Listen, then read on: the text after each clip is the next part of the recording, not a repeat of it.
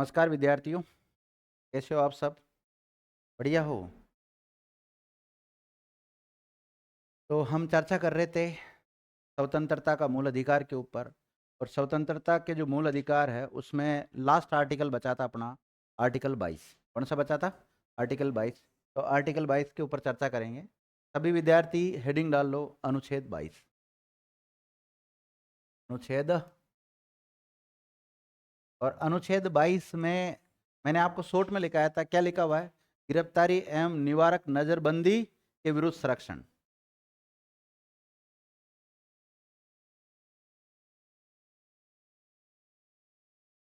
गिरफ्तारी किसके विरुद्ध? गिरफ्तारी एवं निवारक, निवारक नजर बंदी, इन दोनों के विरुद्ध संरक्षण।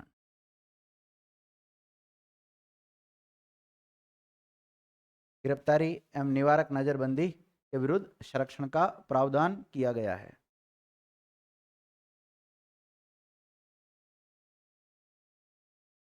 लिख लिया? अब देखिएगा, ये आर्टिकल आपको कौन सी स्वतंत्रताएं देता है वो मैं सामान्यतः बता देता हूं आपको।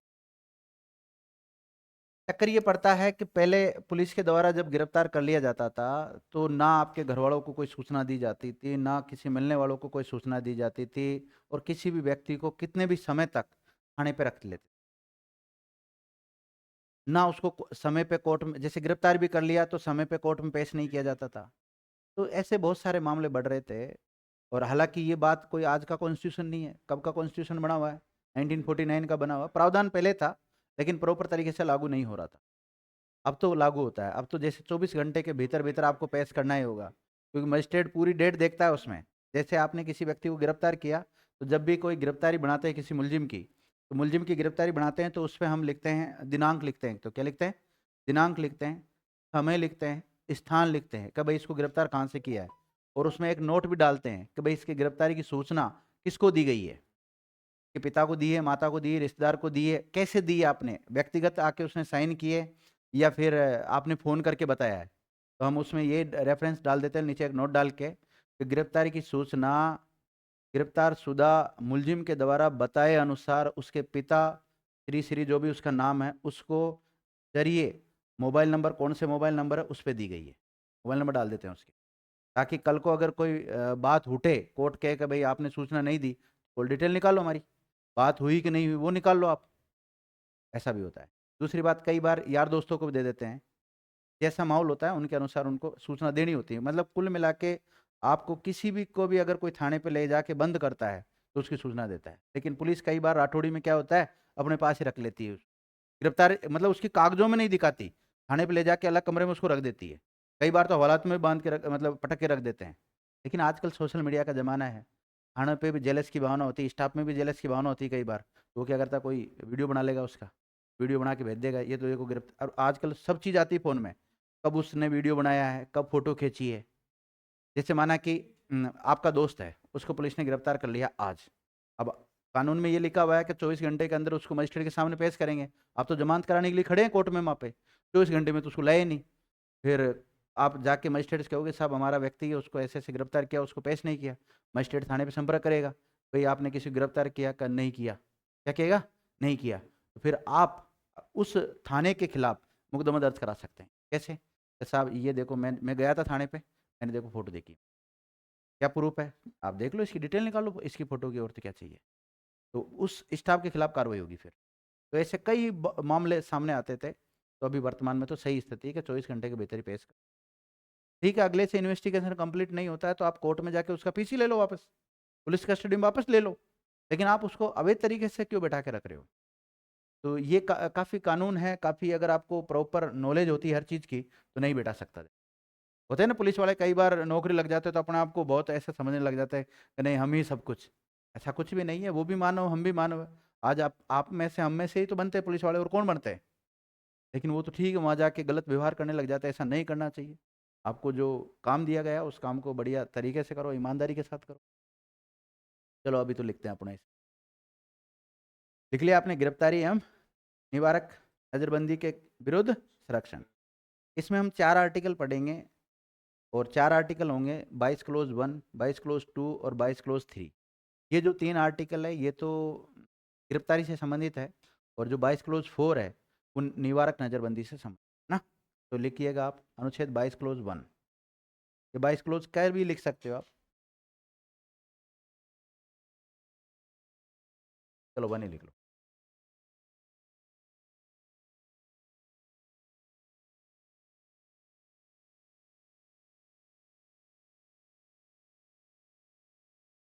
बाईस क्लोज 1।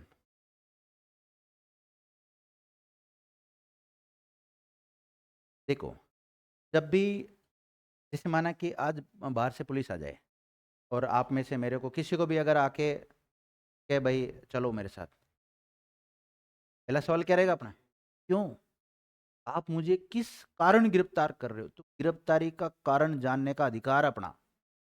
अभी मैंने ऐसा कौन सा अपराध कर दिया जिस वजह से आप मुझे गिरफ्तार कर रहे हो साहब? चलो एक ले जाना अलग होता है, पूछताछ करने के लिए ले जाना वो अलग मैटर होता है, लेकिन होता है ना एक प्रॉपर गिरफ्तार। गिरफ्तार करने का मतलब अगर आपको गिरफ्तार कर लिया, थाने पे ले जाने का मतलब गिरफ्तार नहीं होता है। कई बार हम क्या सोचते हैं, गिरफ्तार करके ले गए उसको तो थाने पर, नहीं, उसको रिकॉर्ड में जो लेते हैं ना उसको बोलते हैं गिरफ्तारी। लिखिएगा, इसमें लिखो गिरफ्तारी का कारण जानने का अधिकार। गिरफ्तारी का कारण जानने का अधिकार।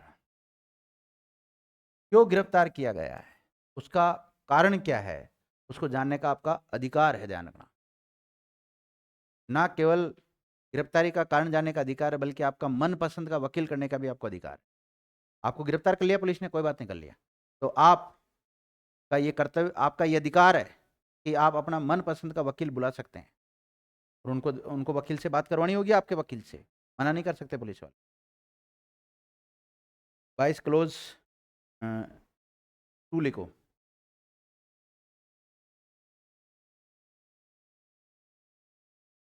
22 क्लोज 2 लिखो।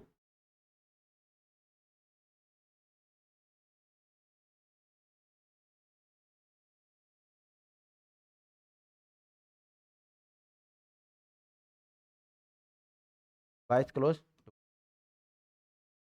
इसमें है कि जब भी किसी व्यक्ति को गिरफ्तार किया जाता है तो उसको 24 घंटे के भीतर भीतर जो भी उनका संबंधित मजिस्ट्रेट लगता है, जो भी कोर्ट लगता है, उसमें उसको पेश करना अनिवार्य होता है। देखिएगा, 24 घंटे के भीतर भीतर, 24 घंटे के भीतर भीतर, 24 घंटे के भीतर भीतर निकटतम मजिस्ट्रेट के समक्ष, निकटतम मजिस्ट्रेट के समक्ष पेश करना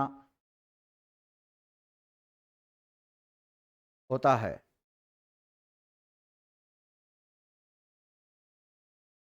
लिख लिया? देखो, आर्टिकल 22 क्लोज 1 क्या कहता है कि आपको गिरफ्तारी का कारण जानने का अधिकार होगा। 2 क्या कहता है कि जब भी आपको गिरफ्तार कर लिया जाता है तो 24 घंटे के भीतर भीतर आपको कोर्ट में पेश किया जाएगा, ये आपका अधिकार है। दूसरी बात, अनुच्छेद अगर 22 क्लोज 3 की बात करें, हम 22 क्लोज 3 की बात करें तो 22 क्लोज 3 में ये लिखा हुआ है कि ये जो 1 और 2 में, इसमें 1 और 2 में जो आपको अधिकार दे रखा है, उस अधिकार, वह अधिकार किसी विदेशी के लिए या कोई शत्रु देश है उसके लिए लागू नहीं होगा। मतलब विदेशी नागरिकों और शत्रु देश के जो नागरिक है उनके ऊपर लागू नहीं होगा। देखिएगा अनुच्छेद 22 क्लोज 3 में, देखिएगा, इस अनुच्छेद के तहत यह प्रावधान किया गया है कि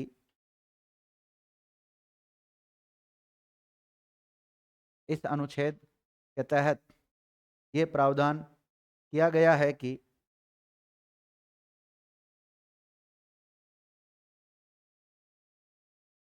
अनुच्छेद 22 क्लोज 1, अनुच्छेद 22 क्लोज 1, कॉमा अनुच्छेद 22 क्लोज 2 में उल्लेखित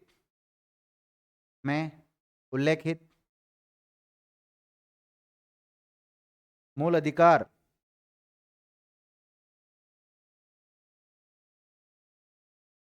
विदेशी व्यक्तियों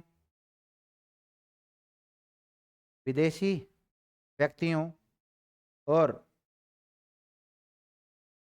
शत्रु देश के व्यक्तियों को प्राप्त नहीं होगा।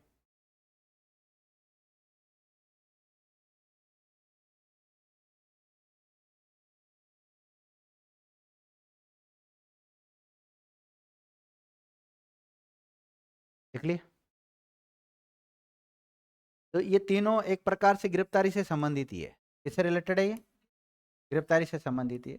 हालांकि इसमें एक बिंदु और आप याद रख सकते हैं कि गिरफ्तारी का कारण जानने का अधिकार खुद का व्यक्ति का भी होगा और उसका वकील का भी होगा, यानी कि वो अपनी मनपसंद का वकील भी कर सकता है। आप चाहो तो इसमें जो फर्स्ट वाला लिखा ना आपने, इसमें मनपसंद का वकील भी लिख सकते हो।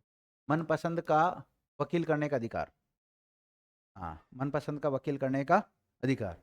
ऐसा नहीं कि भाई इसी रामलाल को ही करोगे आप वकील, आप श्यामलाल को भी कर सकते हो, या आपका कोई निजी कोई व्यक्ति है तो उसको भी कर सकते हो।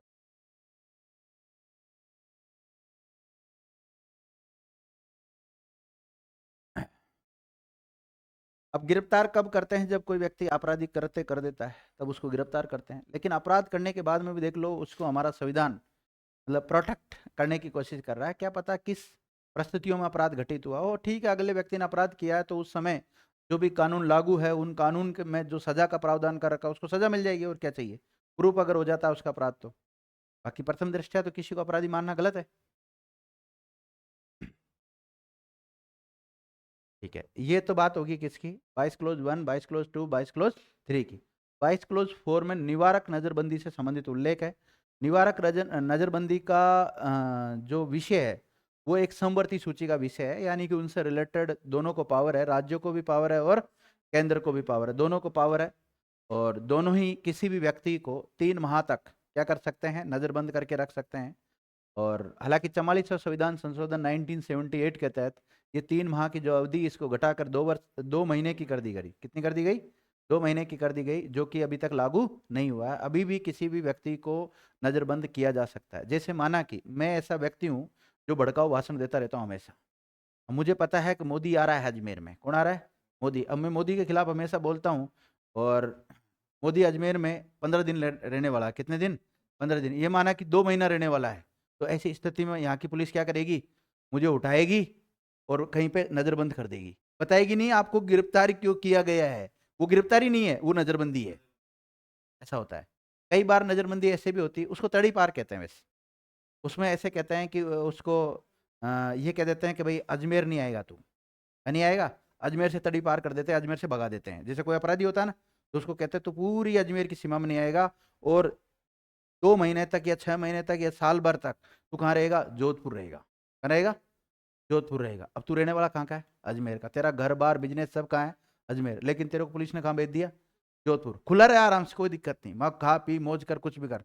और डेली सुबह शाम दोपहर 3 टाइम जो भी वहाँ पे एक थाना है, जो भी कोई सा भी जो थाना जानते हो आप, उस थाने पे क्या करोगे आप? साइन करने आओगे 3। अब बताओ कैसे आओगे? या 5 बार कर दे या 10 बार कर दे। एक तो आओगे सुबह 6 बजे, एक आओगे 10 बजे, एक आओगे 2 बजे, एक आओगे 3 बजे, एक शाम को 7 बजे। और जिस दिन नहीं आओगे उसी के विरुद्ध आपके खिलाफ फिर आपको जेल में डाल दिया जाएगा। पुलिस कर सकती है। जो अपराधी होते हैं ना, उनके ऊपर पुलिस कैसे भी अंकुश लगा सकती है।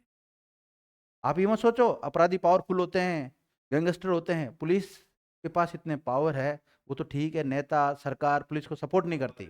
हाँ, ये राजनीतिक अप्रोच होती है ना, कई जैसे बदमाश होते हैं उनकी, इस वजह से उनको दबा देती है। नहीं तो पुलिस को इतने राइट दे रखे, मैंने सारे कानून पढ़े हैं, मुझे पता है पुलिस को मतलब इतना पावर है कि लोगों को जीने ना दे। हकीकत ये है, भयंकर पावर है पुलिस को। हाँ, अपने पा जाए तो।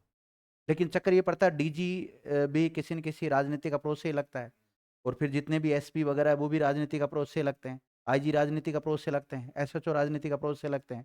तो सारा राजनीति से जुड़ा हुआ मामला है। लेकिन राजनीति में भी उन्हीं लोगों से लगते हैं जिनकी सरकार होती। तो कई बार सरकार अगर पुलिस के पक्ष में होकर काम कर ले तो जनता को नहीं जीने देगी। लेकिन सरकार को दोबारा नहीं आना क्या?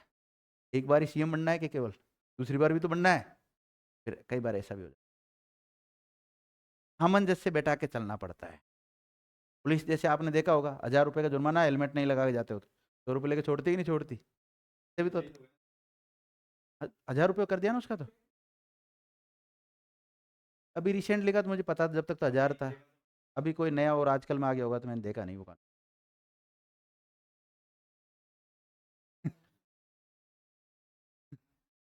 चलो जो भी है, ऐसा नहीं है, आजकल पुलिस ईमानदार भी होती है। सारे पुलिस वाले भ्रष्ट नहीं होते हैं, कुछ ईमानदार भी बचे हुए हैं।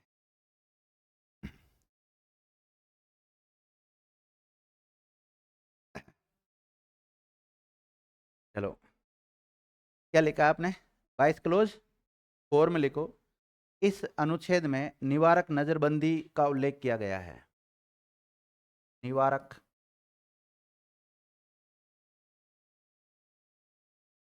नजरबंदी का उल्लेख किया गया है। निवारक नजरबंदी का उल्लेख किया गया है।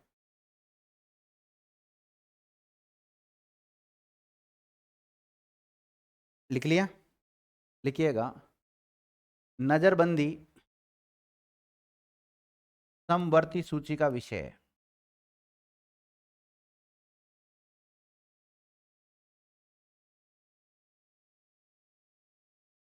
कौन सी सूची का विषय है? समवर्ती सूची का विषय है। देखिए, हम इंडियन कॉन्स्टिट्यूशन में जब अनुसूची 7 पढ़ते हैं, क्या पढ़ते हैं? अनुसूची 7 पढ़ते हैं, तो अनुसूची 7 में विषयों का बंटवारा कर रखा है। क्या विषयों का बंटवारा कर रखा है? इसमें से कुछ विषय संघ को दे रखे हैं। किसको दे रखे हैं? संघ का मतलब केंद्र को दे रखे हैं। तो कुछ विषय राज्यों को दे रखे हैं। तो दे रखे हैं राज्यों को। तो जो संघ को दे रखे हैं उनसे संबंधित कानून कौन बनाती है? संसद। कौन बनाती है? संसद बनाती है। और जो राज्यों को दे रखा है उनसे संबंधित कानून कौन बनाता है? विधानमंडल बनाता है, ध्यान रखना। और संघ, जो संघ को विषय सौंप रखे हैं, जो उसको कहते हैं संघ सूची के विषय। कौन से कहते हैं? संघ सूची के विषय कहते हैं। और जिन पर जो राज्यों को सौंप रखे हैं उनको राज्य सूची का विषय कहते हैं। क्या कहते हैं? राज्य सूची का विषय कहते हैं। और ऐसे कानून या ऐसे विषय जिन पर संघ भी कानून बना सकता है, राज्य बना सकता है, उसको समवर्ती सूची कहते हैं। क्या कहते हैं? समवर्ती सूची कहते हैं। तो समवर्ती सूची पर कानून बनाने का अधिकार किसको होता है? दोनों को होता है, राज्यों को भी होता है, संघ को भी होता है। अर्थात संसद को भी है, विधानमंडल को भी है, अर्थात केंद्र सरकार को भी है, राज्य सरकार को भी है। इसके अलावा इस विषयों में एक और विषय शामिल होता है, अवशिष्ट सूची। कौन सा होता है? अवशिष्ट सूची के विषय। अब अवशिष्ट सूची के विषय जो होते हैं वो राष्ट्रपति के पावर किसको है? राष्ट्रपति को। राष्ट्रपति अगर इससे कानून बनाएगा तो कानून इससे रिलेटेड भी कौन बनाएगी? संसद ही बनाएगी, ध्यान रखना। तो कहने का मतलब विषयों का तो बंटवारा कर दिया गया है, लेकिन फाइनली अगर हम देखें तो कहीं न कहीं विषयों का जो बंटवारा किया गया उनका झुकाव केंद्र की ओर है ना? लेकिन फिर भी अगर आप देखते हैं ये नजरबंदी जो टॉपिक आया है, जो पॉइंट आया है, ये जो विषय आया है, ये किससे संबंधित है? समवर्ती। अर्थात इससे संबंधित जो कानून है संबंधित राज्य की सरकार ही बना सकती है और केंद्र के द्वारा भी बनाया जा सकता है। अगला पॉइंट ये लिखो, आपने लिखा होगा नजरबंदी समवर्ती सूची का विषय है। प्रश्न तो यही बनता है वैसे बनने को, तो यहाँ से लिखिएगा, केंद्र व राज्य सरकार दोनों कानून बना सकती है। नजरबंदी से संबंधित केंद्र व राज्य दोनों कानून बना सकते हैं।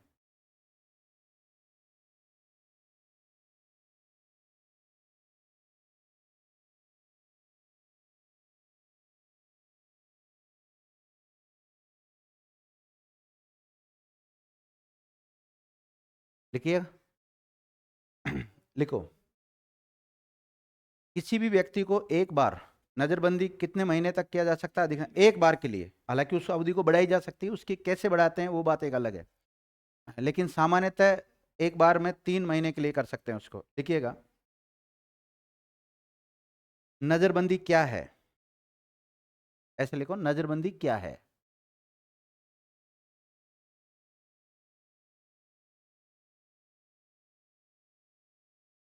सुनना मेरी बात, आपने किसी की हत्या कर दी, क्या कर दी? मतलब आपने कोई गंभीर अपराध कर दिया, संज्ञेय अपराध कर दिया। क्या कर लिया? संज्ञेय अपराध कर दिया। अब संज्ञेय अपराध करने के मामले में पुलिस को वैसे पावर है, आपको गिरफ्तार करेगी, कोर्ट में पेश करेगी, कोर्ट आपको जेल में डाल देगी। ठीक है, ये प्रक्रिया होती है सामान्यतः। लेकिन आपकी वजह से कोई बहुत बड़ा लफड़ा होने वाला है, जैसे कि हमारे देश की सुरक्षा को खतरा हो सकता है। क्या हो सकता है? हमारे देश की सुरक्षा को खतरा हो सकता है। तो ऐसी स्थिति में आपको गिरफ्तार नहीं किया जाएगा। ऐसी स्थिति में आपको एक स्थान से हटा के दूसरे स्थान पर ले जाया जाएगा। हाँ, सामान्य शब्दों में आप कह सकते हो गिरफ्तार कर लिया जाएगा, लेकिन आपको गिरफ्तार करने के लिए पुलिस को किसी भी प्रकार की कोई वारंट की आवश्यकता नहीं होगी। बिना वारंटी पुलिस आपको गिरफ्तार कर लेगी, ना कोई कारण बताएगी कि आपको गिरफ्तार क्यों किया गया। आपको आएगी पुलिस, उठाएगी और ले जाएगी। आपके घर वाले मुकदमा दर्ज कराते रहो, चाहे गुमशुदगी दर्ज कराते रहो, हमारा बेटा है बेटी कहाँ गए कोई पता नहीं है, कुछ नहीं बताएगी। लिखिएगा, पुलिस बिना कारण बताए ही शक के आधार पर, किसके आधार पर? शक या संभावना कह सकते हैं हम। शक, ब्रैकेट में संभावना लिख सकते हैं। संभावना के आधार पर भी किसी भी व्यक्ति को, आप में कोई भी हो सकता है ना, माना कि पुलिस को कोई गलत इंफॉर्मेशन दे दे, निकुंज सर उल्टी सीधी बात करने वाले हैं तो ले जाओ, ले जा भाई पुलिस बिना कारण बताए शक के आधार पर किसी व्यक्ति को अधिकतम 3 महीने के लिए नजरबंद रख सकती है।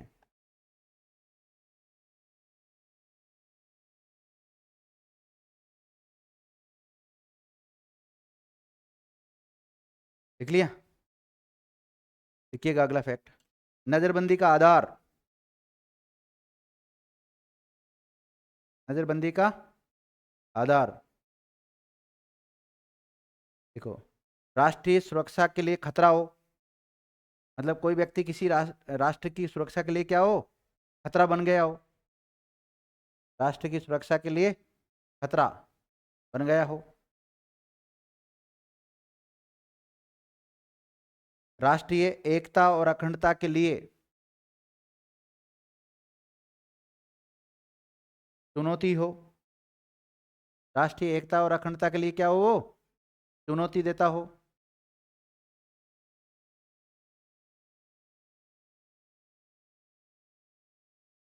जैसे कई बार होता है ना, एक पहलवान, मैंने अगर कह दिया एक बार लाइट नहीं दोगे इस इलाके में, मतलब नहीं दोगे, मैंने मना कर दिया एक बार तो कर दिया।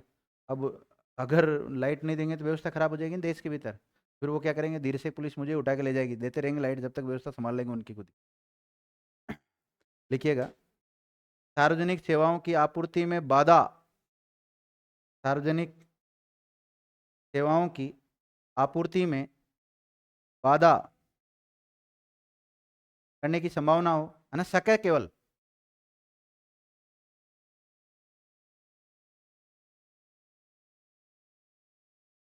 लिख लिया? अगला पॉइंट, समाज में वैमनस्य पैदा करने की प्रवृत्ति वाला व्यक्ति हो, समाज में वैमनस्यता,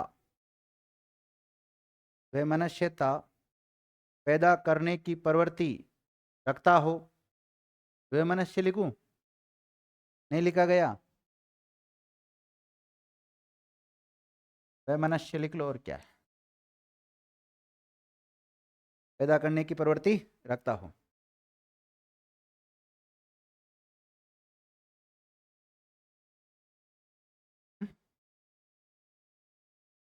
दुश्मनी,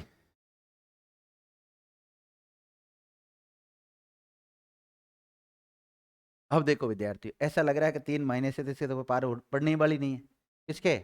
जिसको 3 महीने के लिए नजरबंद कर दिया, 3 महीने बाद फिर कर देगा वो तो नाटक। तो उस अवधि को बढ़ाया भी जा सकता है, उस अवधि को बढ़ाया भी जा सकता है, लेकिन पुलिस खुद नहीं बढ़ा सकती। उसके लिए क्या करना पड़ेगा, एक सलाहकार बोर्ड बनेगा, एडवाइजरी बोर्ड बनेगा, ध्यान रखना। क्या बनेगा?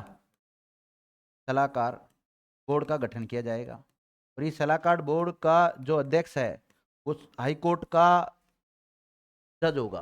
कौन होगा? हाई कोर्ट का जज। और वो भी, हाँ, कोई सा भी जज हो सकता है, हाई कोर्ट का जज होना चाहिए, चाहे वो वर्तमान में पोस्टेड हो चाहे वो रिटायर्ड हो। हाई कोर्ट का जज बहुत नॉलेजेबल पर्सन होता है।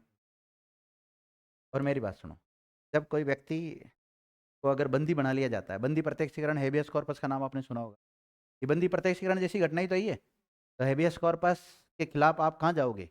हाई कोर्ट और सुप्रीम कोर्ट। हाई कोर्ट तो जाओगे आप आर्टिकल 226 के तहत, और सुप्रीम कोर्ट में 32 के तहत। किसके तहत जाओगे? 32 के तहत जाओगे।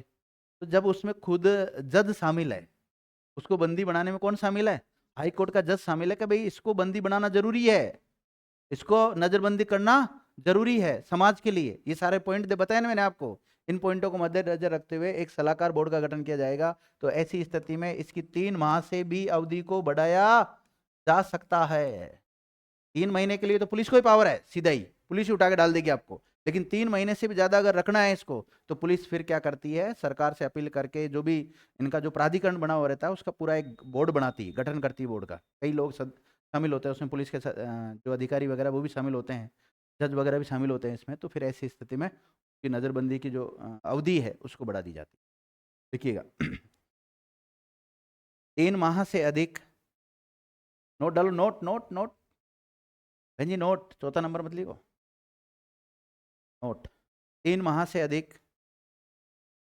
नजरबंद रखना हो तो, 3 माह से अधिक नजरबंद रखना हो तो ऐसी स्थिति में हाई कोर्ट के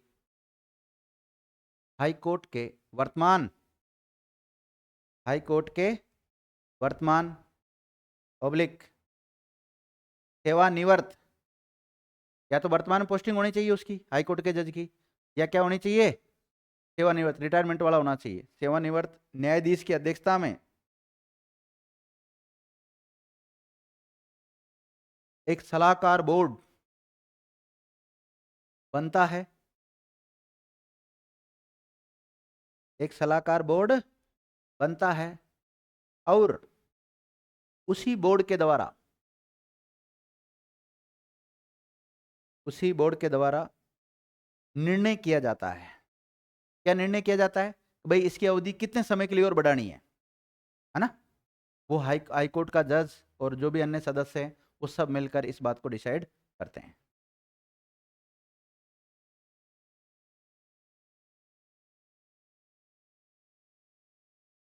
अगला फैक्ट लिखो।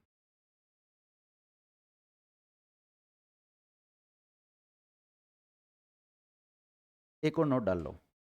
44वां संविधान संशोधन 1978 के तहत मैं क्या लिखवाना चाह रहा हूं उसको समझ लो आप, कि जो 3 महीने की अवधि है ना, ये पुलिस को 3 महीने का पावर है ना, इस 3 महीने के पावर को कम कर दिया गया। अब कितना कर दिया गया? 2 महीना। कौन से संविधान संशोधन के तहत? 44वां संविधान संशोधन 1978 के तहत। लेकिन प्रावधान तो कर दिया गया है, लेकिन लागू नहीं हुआ है। देखिएगा, 44वें संविधान संशोधन 1978 के द्वारा इस नजरबंदी की अवधि को, इस नजरबंदी की अवधि को 3 महीने से घटाकर 2 माह कर दी गई है। कितनी कर दी? 2 माह कर दी गई है, 2 माह कर दी गई है। लेकिन ये 2 माह वाला प्रावधान अभी तक लागू नहीं किया गया है। तो मुझे बताओ, अभी किसी व्यक्ति को नजरबंद करेंगे तो कितने महीने के लिए करेंगे? 3 महीने के लिए करेंगे। 2 महीने का प्रावधान कर दिया लेकिन लागू नहीं हुआ है।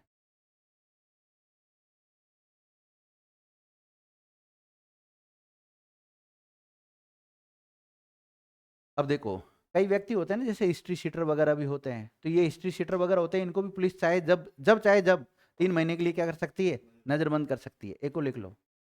जो हिस्ट्री शीटर वगैरह होते हैं, ऐसे सिंपल भाषा मत लिखो, ऐसे लिखो। अतः हिस्ट्री शीटर लिखूं?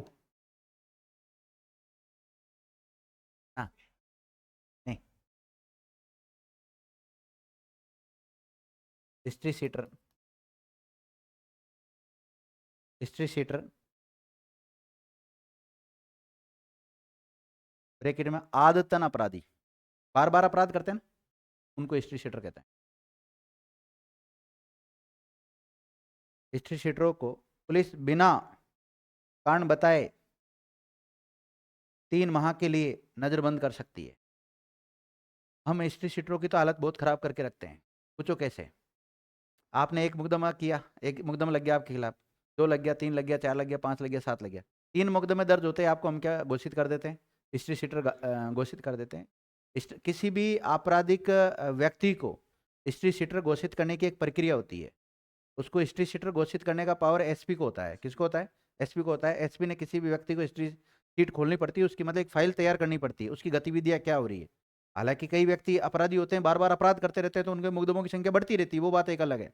लेकिन हमारी नज़र में हम उसके खिलाफ और भी कार्रवाई कर सकते हैं। जैसे हमें पता है ये आज रह रहा आराम से, आज अपराध नहीं कर रहा, लेकिन आज भी हम उठा के उसको जेल में डाल देते हैं। क्यों डाल देते हैं? क्योंकि हमें पता है अपराधी है। तो जिस व्यक्ति ने एक बार अपराध की दुनिया में चला गया ना, वो जाता ही रहता है। क्यों? क्योंकि उसको फिर पुलिस नहीं जीने देती, उसके दुश्मन नहीं जीने देते। आप क्या सोचते हो केवल दुश्मन ही होते हैं? पुलिस भी एक प्रकार से, मतलब आधे गुंडे तो पुलिस बनाती है। जब एक व्यक्ति ने एक अपराध किया, किसी कारणवश हो गया था, जो भी जाने अनजाने में हो गया, तो वो जैसे लोगों की संगति में रहा, तो उसके यार दोस्त उसी तरह के हो गए। फिर उसने 1-2 अपराध और कर दिए, फिर पुलिस ने झूठा मुकदमा में उठा लिया उसको। पुलिस कई बार क्या करती है, झूठे मुकदमा में उठा लेती है। अपराधी है, झूठा चाकू का मुकदमा दर्ज करा दिया उसके खिलाफ, आर्म्स एक्ट, वो जैसे देसी पिस्टल वगैरह आते हैं ना, कट्टे आते हैं, वो रख दिया कि भाई देसी कट्टा लहराता हुआ पकड़ा गया। कई बार ये फर्जी होते हैं, सही बता रहा हूँ मैं, कई बार देखा है। मैं तो पुलिस विभाग में हूँ, मैंने तो अच्छी तरह देखा है। हालांकि देखो, पुलिस विभाग में होने के नाते मैं डायरेक्ट ये नहीं कह सकता आपको कि भाई ऐसा फर्जीवाड़ा होता है, लेकिन ना केवल पुलिस की वजह से बता रहा हूँ, बल्कि मैंने कोर्ट में भी काम किया है, इसलिए मुझे पता है। कोर्ट में कई व्यक्ति अपराधी नहीं होते भी उनको अपराधी बना दिया जाता है। ठीक है, मैं किसी न्यायिक प्रक्रिया के खिलाफ नहीं बोलना चाह रहा, किसी पुलिस प्रक्रिया के खिलाफ नहीं बोलना चाह रहा, लेकिन ये हकीकत है। जिस व्यक्ति के साथ ऐसी गुजरी ना, आप उससे पूछ लेना चाहे, उसके पास जीवन में कभी भी हथियार नहीं था, लेकिन फिर भी उसके खिलाफ हथियार का मुकदमा दर्ज हो गया, तो उसने अवैध रूप से हथियार रख रखा था, उसने जिंदगी में नहीं चलाया होगा, कैसे चलाते हैं इसको, और उसके लगा दिया कि देसी पिस्टल साथ में लेके घूम रहा था। तो ऐसा होता है विद्यार्थियों। तो आपराधिक दुनिया से बहुत दूर रहना चाहिए। ठीक है, कोई भी अगर अपना मिलने वाला या जो भी होता है ना, अपने को उसकी दुनिया दूर से लगती है, यार कितने देखो क्या लग्जरी लाइफ जीता है, थार गाड़ी, रॉक्स गाड़ी, जो भी घूमता है, पैसा, रुतबा, चेन, मोटा मोटी ऐसे घूमते हैं ना, वो ऐसे लगता, वो इतने दुखी अंदर से, बहुत ज्यादा हालत खराब है, कब गोली मार दे कोई भी पता नहीं है।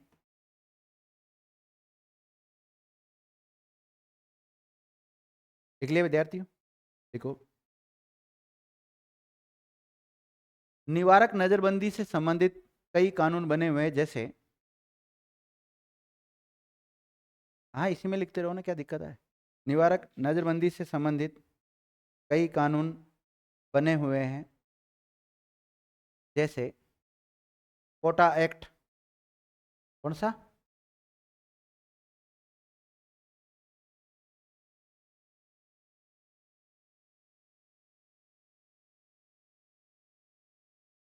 कोटा एक्ट बनाया गया था 2002 में। कब बना था कोटा एक्ट? 2002 में बना था। हालांकि इसको 2004 में समाप्त कर दिया गया। कब कर दिया गया? 2004 में समाप्त भी कर दिया उसको, 2004-05 में। बना कब? 2002 में। समाप्त कब कर दिया? वो लिख लो। आतंकवादी और विध्वंसक क्रियाकलाप, आतंकवादी और विध्वंसक क्रियाकलाप निवारण अधिनियम 1985।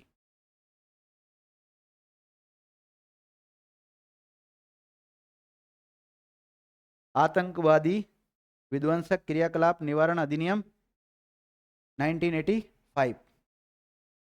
लिख लिया? क्रियाकलाप निवारण अधिनियम, इसको टाडा एक्ट भी कहते हैं। क्या कहते हैं इसको? टाडा, टाडा एक्ट। ये मैं कानून नहीं पढ़ा रहा, नहीं तो इनके बारे में सब कुछ पढ़ा था आपको।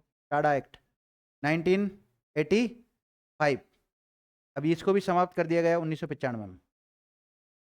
तो कब समाप्त कर दिया गया? 1995 में। भारतीय संसद के द्वारा बनाया गया था। लिख लिया? लिखो।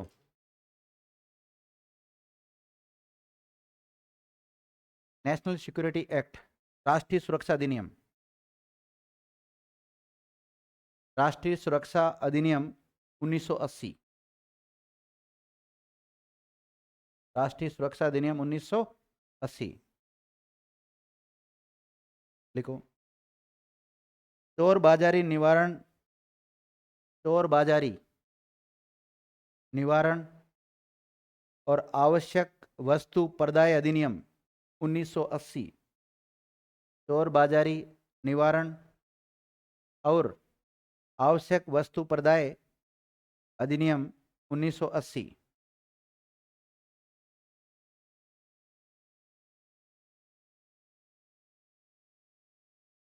एक मीसा एक्ट और बना हुआ था 1971 का।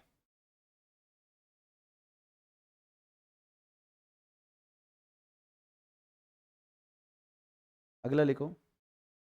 आंतरिक सुरक्षा अधिनियम ब्रैकेट में मीसा एक्ट 1971। आंतरिक सुरक्षा अधिनियम शॉर्ट में क्या बोलते हैं इसको? मीसा एक्ट 1971, जिसे 1978 में समाप्त कर दिया। 1978 में समाप्त भी कर दिया गया।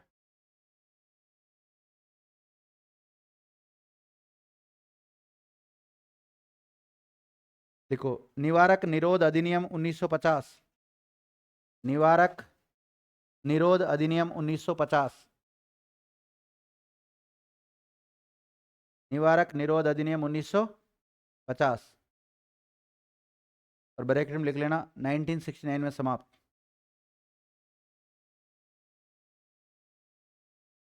1950 में तो बना था, 1969 में क्या कर दिया? उसको समाप्त कर दिया विद्यार्थी।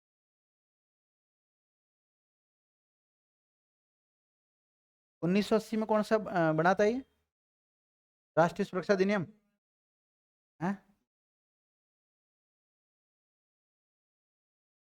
राष्ट्रीय सुरक्षा अधिनियम लिख लिया क्या? कब बना था? राष्ट्रीय सुरक्षा अधिनियम जो लिखा है ना आपने, उसको रासुका भी कहते हैं। क्या कहते हैं? रासुका एक्ट। राष्ट्रीय सुरक्षा से संबंधित है ना, रासुका। लिख लिया? तो ये सारे कानून हो गए विद्यार्थियों। और इसी के साथ 22 तक ही पढ़ाने थे ना, आपका स्वतंत्रता का जो मूल अधिकार है वो कंप्लीट हो गया ना? वैसा बचा तो नहीं? कौन कौन से लेके आपने स्वतंत्रता के अधिकार में? 19, 20, 21 और 22, 4 ही आर्टिकल पढ़े हमने, और चारों आर्टिकलों में स्वतंत्रता का अधिनियम कंप्लीट हो गया। और समानता के अधिकार में आते 14 से लेकर 18 तक। अब शोषण के विरुद्ध अधिकार, तीसरा मूल अधिकार कौन सा आएगा अपना? शोषण के विरुद्ध अधिकार आएगा, और उसमें आर्टिकल कौन कौन से आएंगे? 23 और 24। फिर उसके बाद में धार्मिक स्वतंत्रता का अधिकार आएगा 25 से लेकर 28। फिर शिक्षा और संस्कृति का अधिकार आ जाएगा 29 से 30, और फिर संवैधानिक उपचारों का अधिकार आ जाएगा। और उसी के साथ ये टॉपिक समाप्त। तो आज तो हम कितनी भी कोशिश कर ले, टॉपिक समाप्त नहीं होगा। आज की क्लास को यहाँ ही विराम देते हैं, अब समय इजाज़त नहीं देता। धन्यवाद विद्यार्थी।